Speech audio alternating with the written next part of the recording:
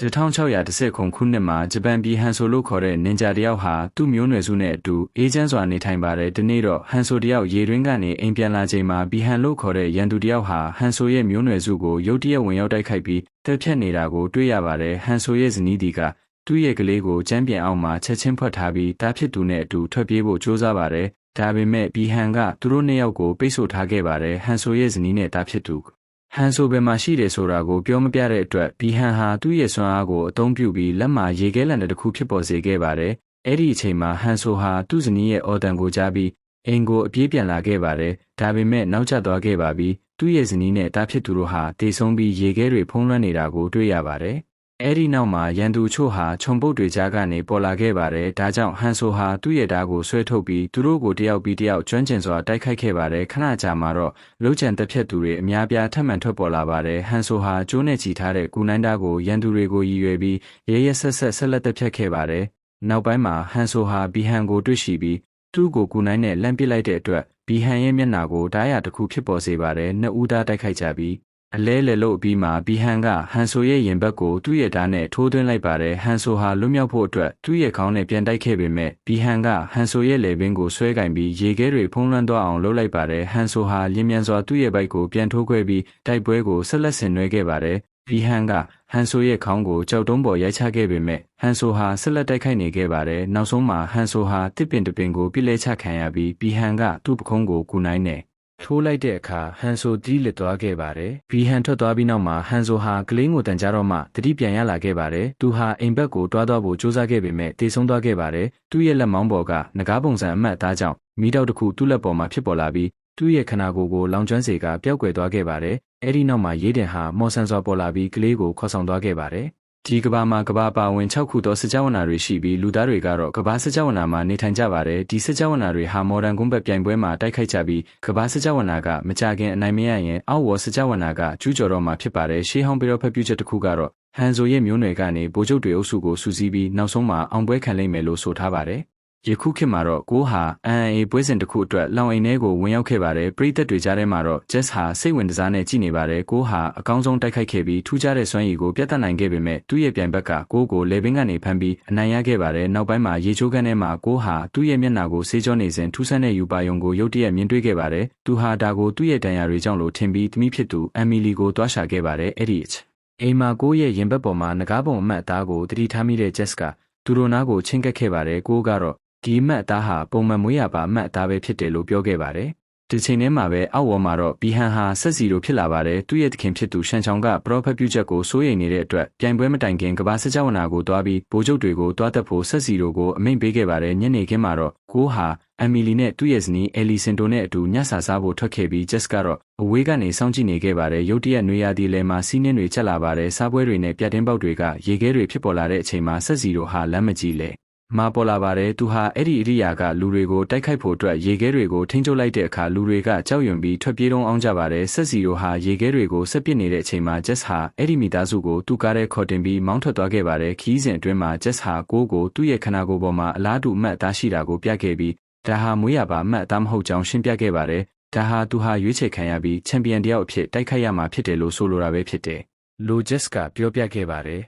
ကားကနေလမ်းထောင်ကိုချိုးကွေ့လိုက်တဲ့အခါမြေပြင်တစ်ခုလုံးရေခဲတွေဖုံးနေတာကိုတွေ့ရပါတယ်ဂျက်ဟာသူ့ရဲ့လက်နက်ကိုကားနောက်ကနေအမြန်သွားယူပြီးကိုသူ့ရဲ့မိသားစုနဲ့အတူထွက်သွားဖို့ပြောခဲ့ပါတယ်ဆိုနီယာလိုခေါ်တဲ့တစုံတစ်ယောက်ကိုတွားရှာဖို့လိပ်စာတစ်ခုကိုလည်းပေးလိုက်ပါတယ်ဆက်စီတို့ဟာအဆောက်အုံတစ်ခုထဲကိုပုံဝင်သွားတဲ့အခါဂျက်ကသူ့ကိုလိုက်ခဲ့ပါတယ်အဲ့ဒီအခါအုံနံရံတွေနဲ့လေကားတွေအကုန်လုံးရေခဲတွေဖုံးနေတာကိုတွေ့ရပါတယ်အပေါ်ထက်ကိုရောက်တော့ဆက်စီတို့ဟာဂျက်ကိုအနောက်ကနေရုပ်ဒီရက်တိုက်ခိုက်ခဲ့ပါတယ်ဂျက်ကတင်းနက်နဲ့ပစ်ဖို့စူးစမ်းခဲ့ရမယ်ဆက်စီတို့ကတင်းနက်ကိုရေခဲဖြစ်သွားအောင်လုပ်ပြီးဖျက်ဆီးပစ်လိုက်ပါတယ်သူတို့နှစ်ယောက်ဟာလက်ပန်းနဲ့ဆက်လက်တိုက်ခိုက်ကြပြီးဂျက်ဟာအမိလိုက်နိုင်ပေမဲ့သူ့ရဲ့လက်နက်တွေကတန်ချက်ကအင်ဂျီကြောင့်တိတ်ပြီးထိခိုက်မှုမရှိခဲ့ပါဘူးဂျက်ကိုပြတင်းပေါက်တစ်ခုကိုပြစ်လဲချပြီးမှဆက်စီတို့ကဂျက်ရဲ့လက်နက်ဖက်ကိုဖမ်းကင်ပြီးပောက်ကွဲသွားသည့်အထိအေးခဲအောင်လုပ်လိုက်ပါတယ်နောက်တော့သူကဂျက်ကိုတေးပြီးလိုယူဆပြီးအောက်ကိုပစ်ချလိုက်ပါတယ်တချက်ထိခါမှာတော့မိုလီနာဟာရှန်ချောင်ကိုဆက်စီတို့ကချန်ပီယံတယောက်ကိုတက်လိုက်ပေမဲ့နောက်တစ်ယောက်ကတော့လွတ်မြောက်သွားကြောင်းအသိပေးခဲ့ပါတယ်ရှန်ချောင်ကသူ့မော့ကိုနောက်ထပ်လှုပ်ချန်တက်ဖြတ်သူတွေကိုထပ်စေလို့ဖို့ပြောကြားခဲ့ပြီးသူဟာဒီလိုလိန်လည်တိုက်ခိုက်မှုတွေနဲ့နောက်ဆုံးပြိုင်ပွဲ9ပွဲလုံးကိုအနိုင်ရခဲ့တာဖြစ်ကြောင်းဖော်ထုတ်ခဲ့ပါတယ်ဒီချိန်ထဲမှာပဲကိုဟာ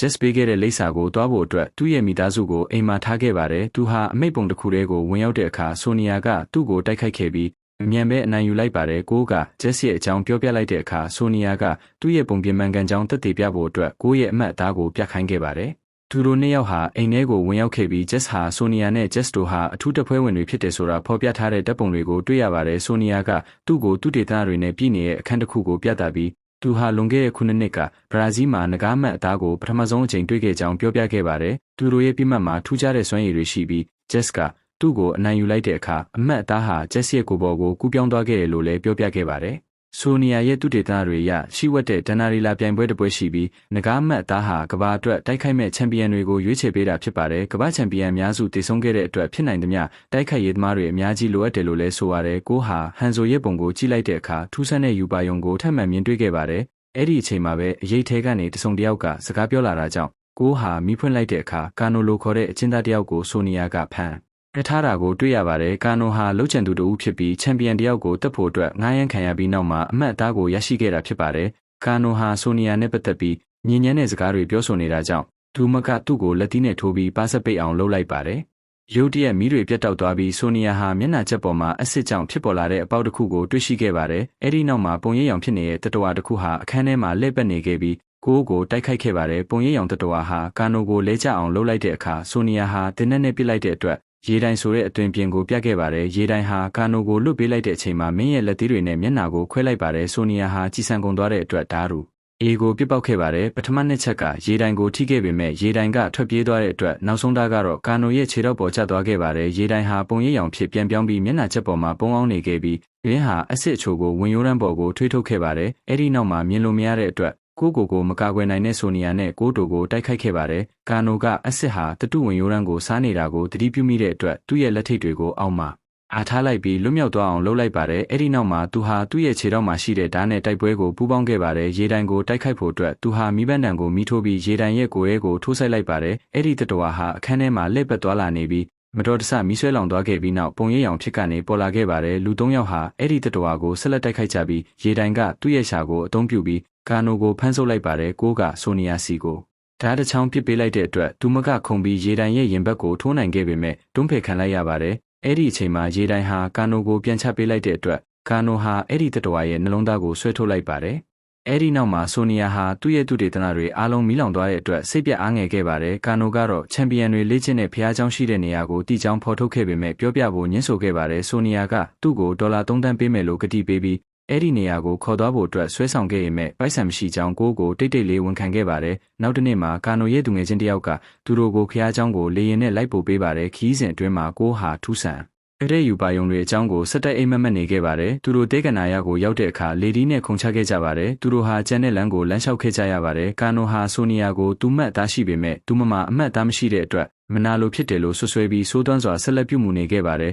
နောက်ပိုင်းမှာစကားများရာကနေတကယ်ပဲတိုက်ခိုက်ကြပြီးဆိုနီယာကသူ့မှာအမှတ်သားမလို့ပဲကာနိုကိုစက္ကန့်နှဲငယ်အတွင်းအနိုင်ယူနိုင်ကြောင်းသက်သေပြခဲ့ပါတယ်ကာနိုကအဆုံးသတ်ဖို့တောင်းဆိုခဲ့ရမဲ့ဆိုနီယာသူ့ကိုတပ်ဖို့ညှင်းဆိုခဲ့ပါတယ်အကြာကြီးလမ်းလျှောက်ပြီးနောက်မှာအုပ်စုတစုဟာလီယူကန်ကိုတွေ့ရှိခဲ့ပါတယ်လီယူကန်ကသူ့ကိုစော်ကားတဲ့အတွက်ကာနိုကိုမိနဲ့တိုက်ခိုက်ခဲ့ပါတယ်လီယူကန်ဟာသူဟာချန်ပီယံတွေထဲကတယောက်ဖြစ်တယ်လို့မိတ်ဆက်ခဲ့ပြီးဖျားเจ้าကိုခေါ်သွားဖို့သဘောတူခဲ့ပါတယ်အဖွဲလိုက်အနေနဲ့မိုင်းနှဲငယ်ထက်လျှောက်ပြီးနောက်မှာတောင်တွေကြားကရှိဝက်ဦးမင်လောင်ကောင်းတွေကိုတွေ့ရပါတယ်လီယူကန်ကဒါဟာရှေးဟောင်းဘုရားကျောင်းတစ်ခုဖြစ်တယ်လို့ရှင်းပြခဲ့ပါတယ်သူဟာသူ့ရဲ့စွမ်းအားကိုအသုံးပြုပြီးရှိဝက်တကားတစ်ခုကိုဖွင့်ပေးခဲ့ပါတယ်နောက်ခန်းထဲမှာသူတို့ဟာရခင်ပြိုင်ပွဲတွေရဲ့ပန်းချီကားတွေကိုတွေ့ရှိခဲ့ပြီးကိုကတော့သူ့ရဲ့ယူပါယုံတွေကိုပြန်တရိယာသွားခဲ့ပါတယ်ကာနိုကအလတ်စင်ပစ္စည်းချိုကိုခိုးဖို့စူးစမ်းခဲ့ပေမဲ့လီယူကန်ကပြန်ထားခိုင်းခဲ့ပါတယ်ဆိုနီယာဟာဖုန်းကြည့်နောက်ဘက်အခန်းထဲကိုဝင်သွားတာကိုတွေ့ရှိပြီးလိုက်သွားခဲ့တဲ့အခါသတိလစ်နေတဲ့ Jess ကိုတွေ့ရှိခဲ့ပါတယ်လီယူကန်ကရေခဲတွေကသူ့ရဲ့ဒဏ်ရာတွေကိုကုသပေးနေတာဖြစ်ပြီးဖုန်းကြီးတွေကတော့သူ့ကိုကုသပေးနိုင်ပေမဲ့အချိန်ယူရမယ်လို့ရှင်းပြခဲ့ပါတယ်အဲ့ဒီနောက်မှာလီယူကန်ကသုံးဦးစလုံးကိုလော့ရေးတင်နဲ့မိတ်ဆက်ပေးခဲ့ပါတယ်လော့ရေးတင်ကတော့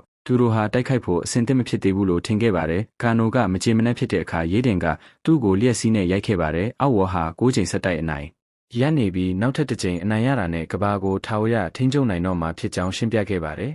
ဒီချိန်ထဲမှာပဲရုတ်တရက်အေးတဲ့လေတိုက်ခတ်တာကြောင့်လီယူကန်ရဲ့မီးတွေငိမ့်သွားပြီးဆက်စီတို့ဟာဖျားเจ้าရဲ့ကိုဝင်ရောက်လာတာကိုတွေ့ရှိခဲ့ပါတယ်။သူဟာချက်ချင်းပဲမီးလုံးတစ်လုံးပစ်လိုက်ပေမဲ့ဆက်စီတို့ကရှောင်တိန်သွားပြီးလီယူကန်ကိုပြန်ပစ်လိုက်တဲ့အခါလီယူကန်လွင့်ထွက်သွားခဲ့ပါတယ်။ဆက်စီတို့ကလီယူကန်ကိုရေခဲလံနဲ့ထိုးတော့မဲ့အချိန်မှာတတူးထိုးတစ်ခုကသူ့ကိုနယံစီပစ်လဲချလိုက်ပါတယ်။ဒါကတော့သူ့ရဲ့သူငယ်ချင်းကိုကူညီဖို့ရောက်လာတဲ့ကန်လာအိုရဲ့လက်နက်ပဲဖြစ်ပါတယ်ရှန်ချောင်နဲ့မိုလီနာ သူတို့ဟာလည်းဆက်စီတို့ကိုကူညီဖို့ပေါ်လာခဲ့ပါတယ်ဒါပေမဲ့ရေးတင်ကသူတို့ရှေ့မှာရုတ်တရက်ပေါ်လာပြီးသူ့ရဲ့လျက်စီးစွမ်းအားတွေနဲ့ပိတ်ဆို့လိုက်တဲ့အတွက်ရန်သူတွေကိုထွက်ခွာသွားစေခဲ့ပါတယ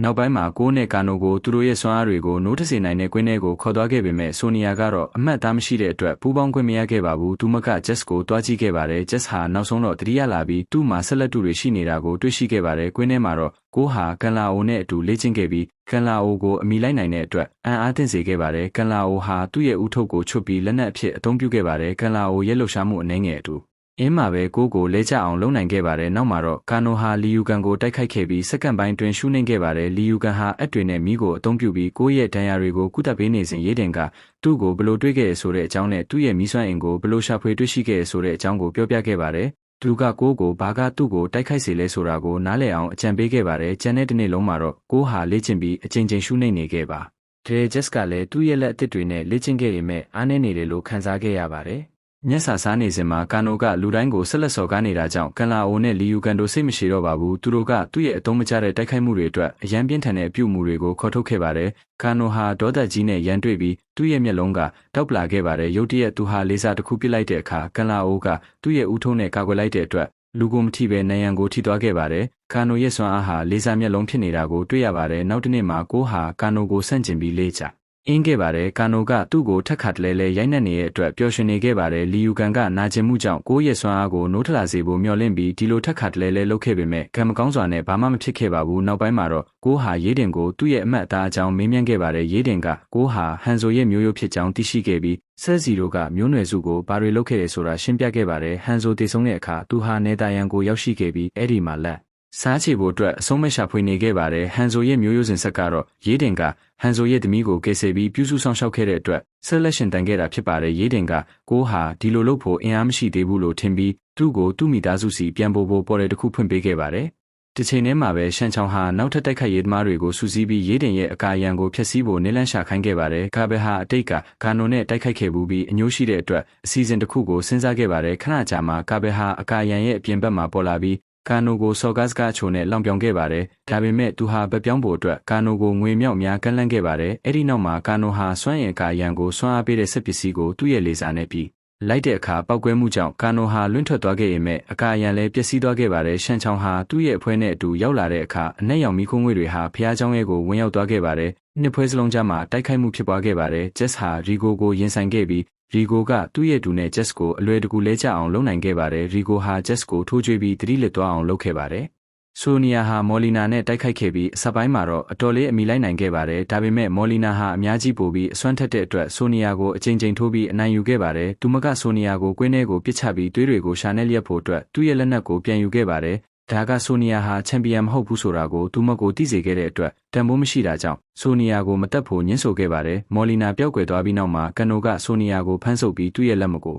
ဆိုနီယာရဲ့ဓာတ်တန်ရာထဲထည့်လိုက်ပြီးကြောက်တုံးတွေပေါ်ပစ်ချလိုက်ပါတယ်။အဲ့ဒီနောက်မှာသူဟာရုပ်တုတစ်ခုကိုဖျက်ဆီးဖို့အတွက်သူ့ရဲ့လေဆာကိုအသုံးပြုတဲ့အခါပဲကျတဲ့အပြက်စီးတွေဟာဆိုနီယာပေါ်ကိုကျသွားခဲ့ပါတယ်။ဂျက်စ်ဟာတတိယလာတဲ့အခါပိတ်မိနေတဲ့သူ့ရဲ့သူငယ်ချင်းကိုတွေ့ရှိခဲ့ပြီးကြောက်တုံးတွေကိုရွေးဖို့စ조사ခဲ့ပေမဲ့မရခဲ့ပါဘူး။ဂျက်စ်ဟာဆိုနီယာကိုကယ်တင်ဖို့အတွက်အရန်ကိုစိတ်အားထက်သန်နေခဲ့တဲ့အတွက်သူ့ရဲ့စွမ်းအားနိုးထလာပြီးသူ့ရဲ့လက်တွေဟာပိုပြီးအဆင့်မြင့်တဲ့ပုံစံတွေဖြစ်ပြောင်းလဲသွားခဲ့ပါတယ်။အခုတော့သူဟာချွေးတစ်ဆက်မှမထွက်ပဲအပြက်စီးတွေကိုရွေးနိုင်ခဲ့ပါပြီ။လူကန်ဟာကာဘယ်ကိုလိုက်ခဲ့ပေမဲ့သူ့ရဲ့မီးလုံးတွေကအမြန်ပဲပိတ်ဆို့ခံခဲ့ရပါတယ်။ကာဘယ်ဟာသူ့ကိုကင်ပြီးတိုက်ခိုက်မှုကိုဆက်လက်လှုပ်ဆောင်ခဲ့ပြီးအလွန်လျင်မြန်စွာလှုပ်ရှားနိုင်တဲ့စွမ်းအားကိုပြသခဲ့ပါတယ်။တစ်ချိန်တည်းမှာပဲကွန်လာအိုဟာရှန်ကျုံးကိုသူ့ရဲ့ဦးထုံးနဲ့ပစ်လိုက်ပေမဲ့ရှန်ကျုံးကအလွယ်တကူရှောင်တိန်နိုင်ခဲ့ပါတယ်။သူဟာယာရူးနှိမ့်တဲ့စစ်သားတယောက်နဲ့တိုက်ခိုက်ဖို့ညှင်းဆိုတဲ့အတွက်နစ်တရာကိုခေါ်ခဲ့ပါတယ်။နစ်တရာဟာအရေးထဲမှာပြန်တန်းရင်အော်မီခဲ့ပါတယ်။ဒါကြောင့်ကွန်လာအိုဟာသူ့မြတ်လုံးကိုပိတ်ပြီးအာယုံဆိုင်ခဲ့ပါတယ်။နစ်တရာကသူ့ကိုအနောက်ကနေတိုက်ခိုက်တဲ့အခါသူကကြားလိုက်တဲ့အတွက်ရှောင်တိန်နိုင်ခဲ့ပြီးသူမရဲ့အပေါ်ကိုခုန်တက်ခဲ့ပါတယ်။ကွန်လာအိုဟာသူ့ဦးထုပ်ကိုမြေပြင်ပေါ်ကိုကျစေဖို့ထိန်းချုပ်ပြီးလက်ပတ်နေအောင်လှုပ်လိုက်ပါတယ်။အဲဒီနောက်မှာတော့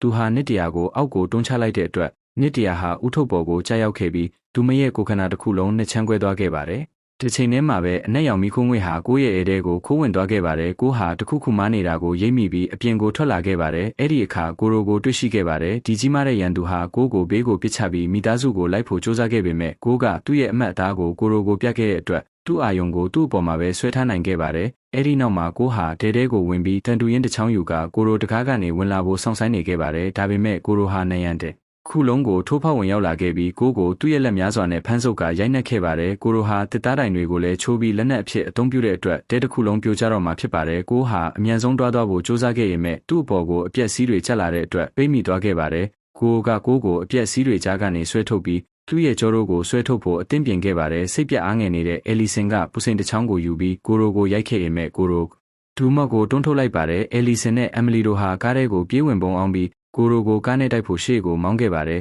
ဒါပေမဲ့ကိုရိုကသူ့ရဲ့အားအင်နဲ့အလွယ်တကူတားဆီးနိုင်ခဲ့ပါတယ်ဒူကအမိုးကိုရိုက်ချိုးပြီးတကားကိုဆွဲဖျက်လိုက်ပြီးအဲလီဆင်ကိုဆွဲထုတ်လိုက်ပါတယ်ကိုဟာသူ့မိသားစုကိုကယ်ဖို့အတွက်အရန်ကိုစိတ်အားထက်သန်နေခဲ့တဲ့အတွက်သူ့ရဲ့မျက်လုံးတွေတောက်ပလာခဲ့ပါတယ်သူ့ရဲ့စွမ်းအားနောက်ဆုံးတော့နိုးထလာပြီးသူ့ရဲ့ခန္ဓာကိုယ်ကိုရွှေရောင်တန်ချက်ကနဲ့ဖုံးအုပ်ထားခဲ့ပါတယ်ဒူကကိုရိုစီကိုပြေးသွားခဲ့ပြီးကားတကားနဲ့ရိုက်ခံခဲ့ရပေမဲ့တန်ချက်ကအင်အားကိုစိုးယူနိုင်တဲ့အတွက်နာကျင်မှုမရှိခဲ့ပါဘူးသူ့ရဲ့အားအင်တစ်နဲ့ကိုဟာကိုရိုကိုဖမ်းဆုပ်ပြီးသူ့ရဲ့လက်ဖြားတစ်ခုကိုချိုးလိုက်ပါတယ်ကိုကတော့သူ့ရဲ့နေရာကိုပြန်ထားပြီးလက်သီးတွေနဲ့ထိုးနှက်ခဲ့ပါတယ်ဒါကြောင့်အောင်အမလီကကိုကိုသူ့ရဲ့နာမည်ကြီးဒစ်ဇီရီယာကိုအသုံးပြုဖို့အော်ပြောခဲ့ပါတယ်ကိုကအဲ့ဒီလိုလုပ်ခဲ့တဲ့အခါကိုရိုဟာအံ့အားသင့်သွားပြီးနောက်ကိုတွန်းပို့ခံခဲ့ရပါတယ်နောက်တစ်ချိန်ကိုရိုကသူ့ကိုတိုက်ခိုက်တဲ့အခါတန်ချက်ကတောက်ပလာပြီးလက်နက်နှစ်ခုပေါ်လာခဲ့ပါတယ်တိုက်ပွဲဆက်လက်ဖြစ်ပွားခဲ့ပြီးကိုဟာကိုရိုရဲ့လက်တစ်ဖက်ကိုဖျက်နိုင်ခဲ့ပါတယ်သူ့ရဲ့ဘိုက်ကိုခွဲပြီးမှကိုဟာကိုရိုရဲ့မျက်လုံးကိုထိုးသွင်းပြီးနောက်ဆုံးမှတတ်နိုင်ခဲ့ပါတယ်ခရီးเจ้าမှာရိုင်တန်ဟာဟန်ဆိုရဲ့မျိုးနွယ်နိုးထလာတာကိုရိပ်မိခဲ့ပြီးကိုပြန်ခေါ်ဖို့အတွက်ပေါ်ရတစ်ခုကိုဖွင့်ပေးခဲ့ပါတယ်ရိုင်တန်ကချန်ပီယံတွေနဲ့အတူလျက်စီးကိုပြန်ဖွင့်ပြီးထွက်ပြေးခဲ့ပါတယ်ဒါပေမဲ့သူကဂျက်စ်နဲ့ဆိုနီယာကိုပဲပို့ပေးနိုင်ခဲ့ပါတယ်ကျန်တဲ့သူတွေကိုခေါ်ဖို့လုပ်နေစဉ်မှာဆက်စီယိုကရေခဲနဲ့တိုက်ခိုက်လိုက်တဲ့အတွက်လျက်စီးကိုပိတ်ဆို့လိုက်ပြီး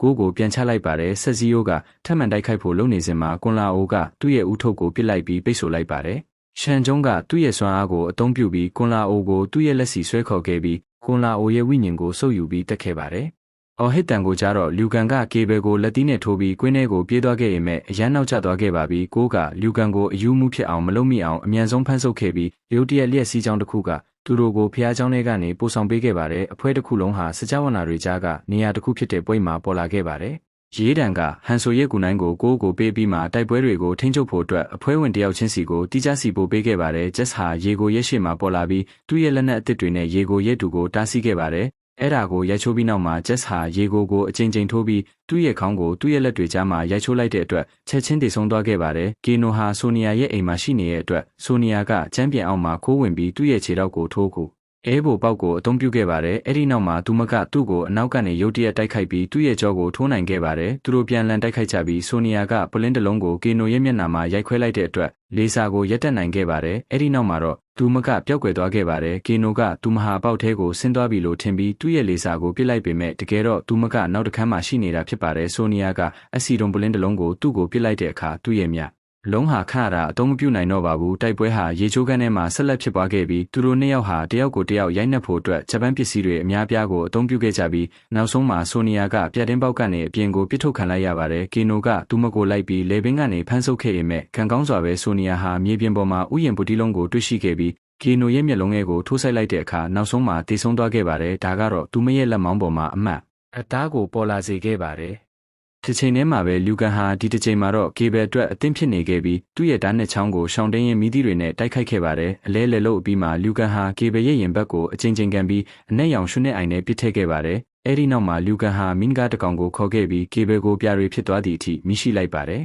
ကိုဟာမိုလီနာနဲ့ပြဿနာဖြစ်နေခဲ့ပါတယ်မိုလီနာဟာလျင်မြန်တဲ့ပေါ်ရီတွေကနေတွာလာနိုင်တဲ့အတွက်ကိုရုတ်တရက်တိုက်ခိုက်နိုင်ခဲ့ပြီးထိချက်တွေအများပြားကိုဖြစ်စေခဲ့ပါတယ်သူမရဲ့မျက်နှာကွဲထွက်သွားတဲ့အတွက်ပိုကြီးတဲ့ပါးစပ်နဲ့တွားမြောက်များကိုဖော်ပြရင်းမန်ဖီခဲ့ပါတယ်သူမကကိုကိုက်ဖို့စူးစမ်းတဲ့အခါကိုကသူ့ရဲ့လက်နက်နဲ့သူမရဲ့ပါးစပ်ကိုပိတ်ဆို့ထားခဲ့ပါတယ်အဲ့ဒီအချိန်မှာဆိုနီယာပေါ်လာပြီးသူမရဲ့စွမ်းအားတစ်ကိုအသုံးပြုပြီးပလာစမာရောင်ကြီးတစ်ခုကိုပစ်လိုက်တဲ့အခါမိုလီနာဟာဘိုက်မှာအပေါက်ကြီးဖြစ်ပြီးချက်ချင်းတည်ဆုံသွားခဲ့ပါတယ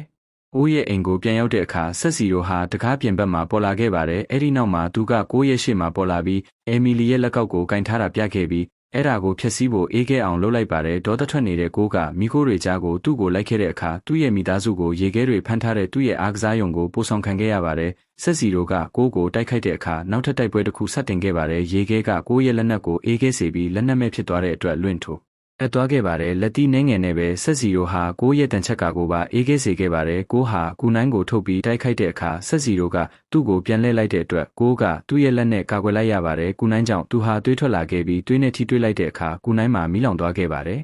ဆက်စီရိုဟာဒါဟာဟန်ဆိုရဲ့ဓာဖြစ်တယ်ဆိုတာသိသွားပြီးကိုကိုအဆုံးသတ်ဖို့လုပ်နေစဉ်မှာသူ့ရဲ့လက်မောင်းကိုတန်ကြိုးတစ်ခုကရုတ်တရက်ထိုးဆိုင်လိုက်ပါတယ်။အဲ့ဒီမီရှန်ဟာဟန်ဆိုကိုငရဲကနေပြန်ခေါ်လာခဲ့တာဖြစ်ပြီးသူဟာကိုရဲ့ယူပါယုံထဲကလူဖြစ်ကြောင်းအတည်ပြုခဲ့ပါတယ်။ဟန်ဆိုကဆက်စီရိုကိုသူ့အနားကိုဆွဲယူဖို့တန်ကြိုးကိုဆွဲပြီးသူ့ရဲ့ဂါတာနာဓာတ်နဲ့တိုက်ခိုက်ခဲ့ပါတယ်။ဒါကြောင့်ဆက်စီရိုဟာသူ့ကိုယ်သူရေခဲဓာတ်နဲ့ခုခံခဲ့ပါတယ်။သူတို့ပြန်လန်ထိချက်အနေငယ်လဲပြီးမှဟန်ဆိုကဆက်စီရိုကိုကူနိုင်အနှစ်ထိုးပြီးသူ့ရဲ့နာမည်ဟာစကော်ပီယန်ဖြစ်ကြောင်းကြေညာခဲ့ပါတယ်။လူနှစ်ယောက်ဆက်လက်တိုက်ခိုက်နေစဉ်မှာကိုဟာရေခဲကိုချိုးဖို့အတွက်သူ့ရဲ့စွမ်းအားကိုအာယုံစိုက်နေခဲ့ပါတယ်။ဆက်စီရိုကစကော်ပီယန်ရဲ့လက်မောင်းကိုထိုးခွဲပြီးသွေးတွေကိုအသုံးပြုပြီးဓာတ်တစ်တစ်ခုကိုဖန်တီးခဲ့ပါတယ်။သူကစကော်ပီယန်ရဲ့ကြောကိုထိုးပြီးရေခဲနံရံတစ်ခုစီပစ်ချလိုက်ပါတယ်။စကော်ပီယန်ဟာအရှုမပေးဘဲဆက်လက်တိုက်ခိုက်နေတဲ့အတွက်ဆက်စီရိုဟာရေခဲနဲ့သူ့ရဲ့ကိုယ်ပွားကိုဖန်တီးခဲ့ပြီးတိုက်ခိုက်မှုတစ်ခုကိုပိတ်ဆို့ခဲ့ပါတယ်။သူတို့နှစ်ယောက်ဟာကိုအနီးကိုလဲချခဲ့တဲ့အတွက်ကိုဟာသူ့မိသားစုကိုလစ်လျူရှုပြီးတိုက်ပွဲကိုပူးပေါင်းရပါတယ်။စကော်ပီယန်နဲ့ကိုတိုဟာအတူလက်တွဲပြီးဆက်စီရိုကိုအနိုင်ယူနိုင်ခဲ့ပေမဲ့ဆက်စီရိုဟာစကော်ပီယန်ရဲ့ခြေထောက်တွေကိုလွတ်မြောက်အောင်လုပ်နိုင်ခဲ့ပါတယ်။စကော်ပီယန်ဟာသူ့ရဲ့မျိုးနွယ်စုတည်ဆုံးခဲ့တာကိုတွေးပြီးမီးချိုကိုပင့်ထုတ်ပြီးသူ့ကိုယ်သူရောကိုရဲ့မိသားစုကိုပါလွတ်မြောက်အောင်လုပ်ခဲ့ပါတယ်။အဲဒီနောက်မှာတော့သူတို့နှစ်ဦးဟာတန်ကြိုးနဲ့ဆက်စီရိုကိုထိုးပြီးရိုက်နှက်ဖို့အတွက်အတူတကွပူးပေါင်းလှုပ်ဆောင်ခဲ့ပါတယ်။ဆက်စီရိုဒူးထောက်သွားတဲ့အခါစကော်ပီယန်ကသူ့ရဲ့မိမုတ်တဲ့အသက်ရှူခြင်းကိုအသုံးပြုပြီးသူ့ကိုမိရှိပစ်ခဲ့ပါတယ်။အဲဒီနောက်မှာစကော်ပီယန်ကကိုသူ့ရဲ့မျိုးရိုးစဉ်ဆက်ကိုဂယူးဆိုင်ဖို့ပြောကြားခဲ့ပြီးမီးဝဲကတော့တခုတည်းကိုပျောက်ကွယ်သွားခဲ့ပါတယ်။ကိုဟာသူ့ရဲ့မိသားစုနဲ့ပြန်ဆုံစည်းခဲ့ပြီးအဖွဲရဲ့ကျန်တဲ့သူတွေလည်းရောက်လာခဲ့ပါတယ်။ရုတ်တရက်ရှောင်းချောင်းပေါ်လာပြီးဆက်စီရိုရဲ့ကိုခန္ဓာကိုကောက်ယူခဲ့ပြီးလက်စားချေမယ်လို့ကတိပေးခဲ့ပါတယ်။ရေတံကတိုက်ခိုက်ဖို့လှုပ်တော့မှပျောက်ကွယ်သွားခဲ့ပါတယ်။အဲဒီနောက်မှာရေတံကပြိုင်ပွဲကိုအနိုင်ရဖို့လိုသေးကြောင်းလူတိုင်းကိုတတိပေးခဲ့ပြီးနောက်ထပ်ချန်ပီယံတွေကိုရှာဖို့အေဘိုဆေလွတ်ခဲ့ပါတယ်။ဒီလိုဗီဒီယိုတွေနောက်ထပ်ကြည့်နိုင်ဖို့အတွက်ဆက်ခက်ရိုက်လုပ်ပြီးnotification ခေါင်းလောင်းလေးကိုနှိပ်ထားဖို့မမေ့ပါနဲ့ကြည့်ရှုပေးတဲ့အတွက်ကျေးဇူးတင်ပါတယ်။